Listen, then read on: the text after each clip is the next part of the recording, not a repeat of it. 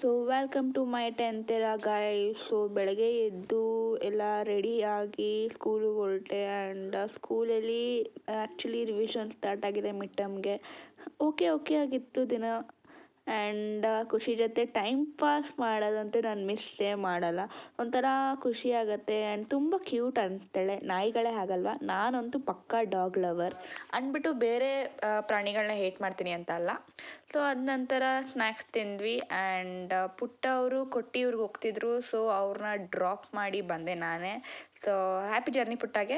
And next ನನ್ನ books exam ಬಂದಾಗೆ ಯಾಕೆ ಕಳೆದೋಗುತ್ತೆ ಅಂತ ಗೊತ್ತಿಲ್ಲ, ಎಲ್ಲ ಬುಕ್ಸ್ ಶಫಲ್ ಆಗಿತ್ತು. ಓದೋಣ ಅಂತ ಡಿಸ್ಟ್ರಾಕ್ಷನ್ಸ್ನ ಆಫ್ ಮಾಡಿದರೆ, ಆದರೆ ನಮ್ಮ ಮನೇಲೇ ಒಂದು ಕ್ಯೂಟ್ ಡಿಸ್ಟ್ರಾಕ್ಷನ್ ಇದೆ. ಏನು ಅಂತ ಗೆಸ್ ಮಾಡಿ ನೋಡೋಣ. ಸರಿ, ಅದು ಖುಷಿನೇ.